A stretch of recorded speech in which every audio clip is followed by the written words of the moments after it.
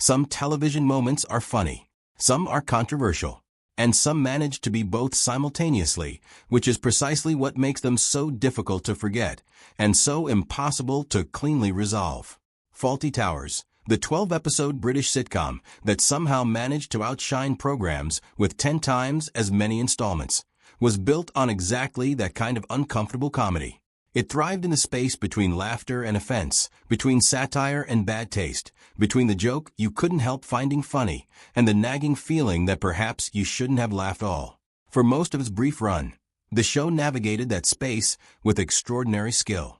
John Cleese, writing alongside his then-wife Connie Booth, constructed a comedic world so precisely observed and so expertly performed that even its most outrageous moments felt somehow justified by the intelligence of the craft around them.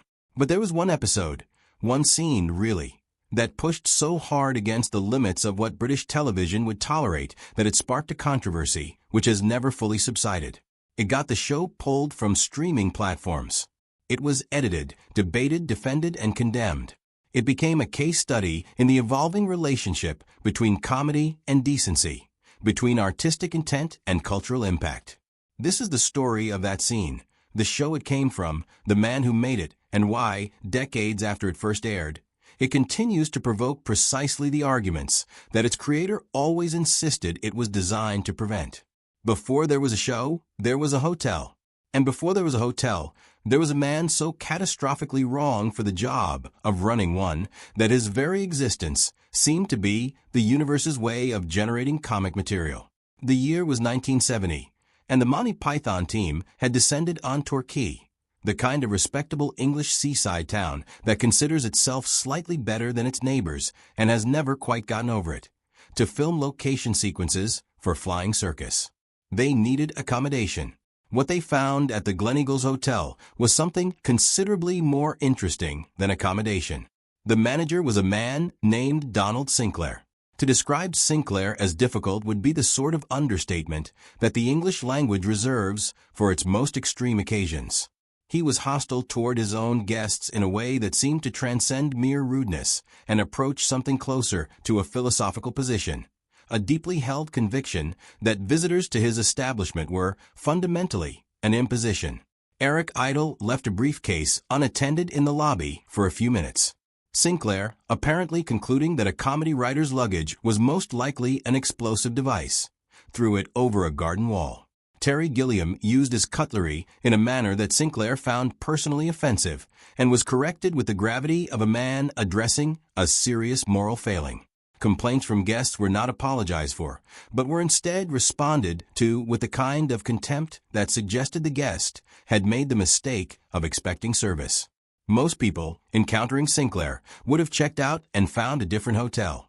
John Cleese, encountering Sinclair, took notes. The man was too extraordinary to waste. He was a living argument that certain human beings are placed in certain situations by a universe with a sense of humor, incapable of performing the function they have been assigned, yet so magnificently committed to their own incompetence that they achieve a kind of terrible grandeur. Cleese recognized in Sinclair the essential comic archetype that would eventually become Basil Fawlty, the man who desperately wants to be taken seriously and cannot understand why the world keeps refusing to cooperate. John Cleese arrived at Fawlty Towers via a route that involved grammar school in a Somerset seaside town, Cambridge University, a law degree he had no intention of using, and the Cambridge Footlights Theatre Club, where a chance encounter at a student fair redirected the entire trajectory of his career. He had been told the Footlights was interested in new members. When asked what he could do, he said he could make people laugh. It turned out that was enough. At Cambridge, Cleese developed the foundations of a comedic sensibility that was simultaneously intellectual and physical, absurdist and sharply observational.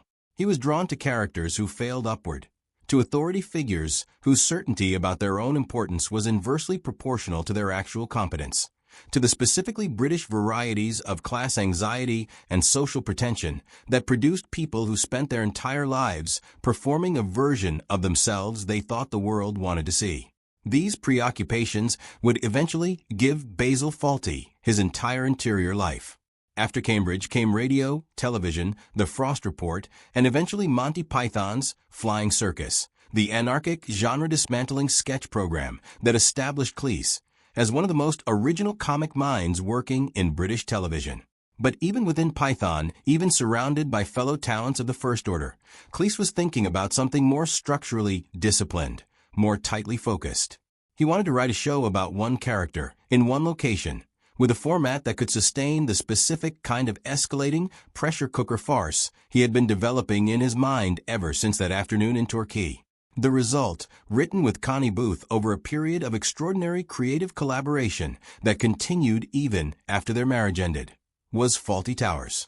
The first episode aired on the BBC in September 1975. The critics were largely baffled. The audience, however, knew immediately that they were watching something exceptional.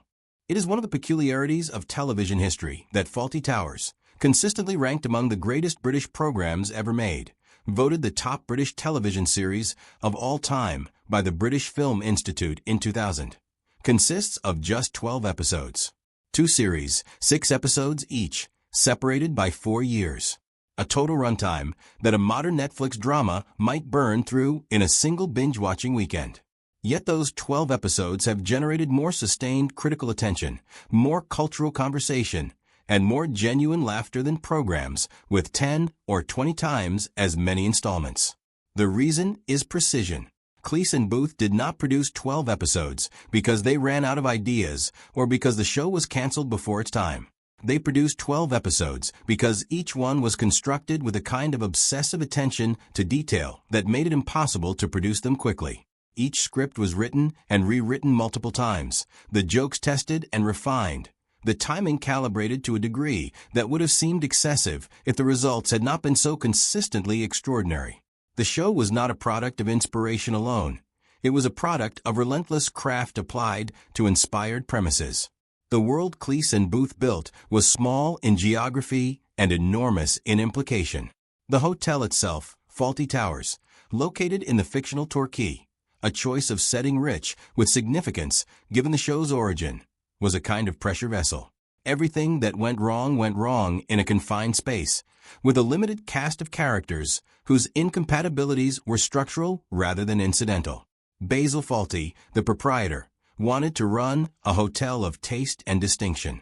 He was temperamentally unsuited to running a hotel at all. His wife, Sybil, was his practical superior in every measurable respect, which he could not acknowledge without surrendering the self-image that was his only remaining asset.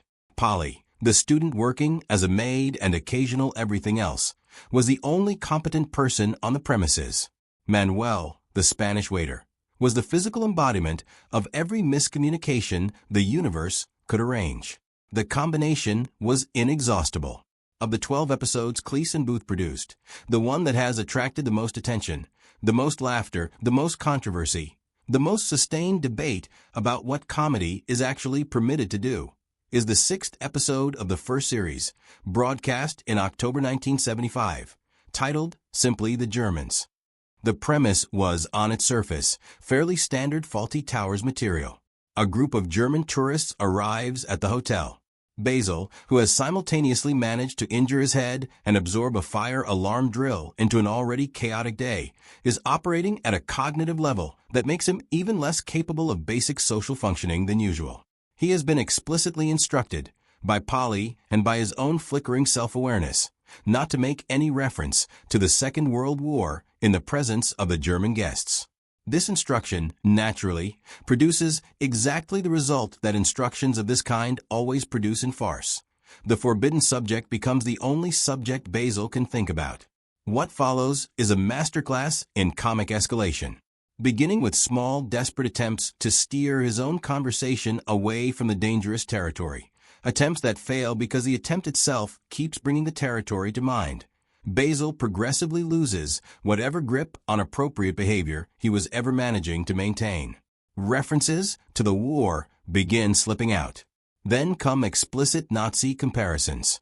And finally, in the sequence that has become the most quoted and most controversial moment in the show's history, Basil launches into a goose-stepping impersonation of Adolf Hitler, marching through his own hotel lobby in front of the increasingly bewildered and offended German guests. The scene is performed by Cleese with a kind of total physical and psychological commitment that only an actor who genuinely understands what he is doing can bring to material this dangerous. Basil is not celebrating anything. He is not endorsing anything. He is a man in the grip of a social phobia, so severe that it has become self-fulfilling. The more desperately he tries not to do something, the more completely he does it. The joke is not about German people or German history. The joke is entirely about Basil, about British obsession with the war, about the specifically English social disease of thinking about something so hard that you cannot stop saying it out loud. This was Cleese's argument, and it was a coherent one. The satirical target in The Germans was never Germany. It was England, its nostalgia, its self-congratulation, its inability to let go of a conflict that had ended 3 decades earlier. Basil's goose-step was not triumphalism. It was self-destruction. He was, as always, the person the show was laughing at, not the person the show was laughing with. The British viewing public, when the episode first aired in 1975, was divided. Many viewers understood the satirical intent immediately and found the episode hilarious for precisely the reasons Cleese intended. The joke was on Basil, on English awkwardness, on the absurdity of a man whose social anxiety was so catastrophic that attempting to be polite produced behavior that was maximally impolite. The episode attracted significant audience numbers and generated enthusiastic response from viewers who recognized in Basil's uncontrollable offense giving a comic exaggeration of something genuinely recognizable about English social behavior. But not everyone saw it that way. Complaints arrived at the BBC. Critics wrote about the episode with genuine unease, questioning whether material this close to the imagery of the Second World War could ever be treated as comedy without causing harm to audiences for whom that history was personal and painful. For people who had lived through the war or who had lost family members to it, watching a British comedy program deploy Nazi imagery for laughs, however satirically framed, was not something they could simply appreciate as artistic intent. The pain was real. The history was real. And the gap between what Cleese meant and what those viewers experienced was not something that could be bridged by explaining the joke. The BBC's internal deliberations over the episode were serious. There were voices within the organization that favored removing it from circulation. In the end, the episode was retained, but the conversation about it did not end. It simply waited for the next occasion. That occasion arrived decades later, with the advent of streaming platforms and the renewed cultural attention to questions of representation and harm in historical media. In the late 2010s and early 2020s, as streaming services began adding classic television programs to their catalogs and simultaneously subjecting those programs to scrutiny they had not faced in their original context, The Germans became a flashpoint. Several platforms removed the episode entirely. Others broadcast it with edits, cutting the goose-step sequence or adding contextual warnings. The response from fans was furious. The argument that the episode was satirical, that it was mocking British attitudes rather than celebrating anything harmful, was made with considerable force and considerable evidence. Cleese himself entered the debate with characteristic directness, defending the episode and attacking what he characterized as a misunderstanding so fundamental that it undermined the entire purpose of satire. John Cleese's defense of The Germans rested on a principle that is both straightforward and genuinely important. Satire that makes its target explicit cannot be held responsible for the discomfort it causes, because the discomfort is the point. Basil Fawlty's goose-step was meant to be mortifying. It was meant to expose something embarrassing about British culture and British psychology. If it made viewers uncomfortable, that was evidence of its success, not its failure. This argument is sound as far as it goes. The episode is unambiguously satirical in its construction. Basil is never sympathetic during the sequence. He is desperate, deranged, and completely incapable of the basic social function of treating other human beings with ordinary decency. The German guests are portrayed with dignity throughout. They are not the butt of the joke. They are the witnesses to it. But Cleese's defense also illuminated something about the limits of satirical intent as a complete answer to questions of harm. Intent matters in comedy, but it does not matter exclusively. The experience of a viewer whose family history intersected with the imagery being deployed, even satirically, even critically, was not simply a misunderstanding to be corrected with a better explanation of the joke. It was a legitimate response to material that carried genuine weight for reasons that had nothing to do with Cleese's artistic intentions. The debate around the Germans was never really about whether Cleese meant well. Most thoughtful people who engaged with it acknowledged that he did. The debate was about something more complicated: whether good intentions and sound satirical logic are sufficient justification for all forms of comedy, or whether there are some categories of imagery that carry enough independent weight to complicate even the most carefully constructed satirical frame. Fawlty Towers ended in 1979 with its 12th episode, and it has never entirely left the cultural conversation since. The cast moved on in various directions: Cleese to film, Connie Booth to a quiet departure from entertainment altogether, Prunella Scales to a distinguished subsequent career, Andrew Sachs to a legacy complicated by a separate controversy decades later. The hotel closed, but nobody quite forgot where it was. In 2023, Cleese announced a reboot, to be co-written with his daughter Camilla. The news generated the kind of divided response that attaches itself to any attempt to revisit genuinely beloved material.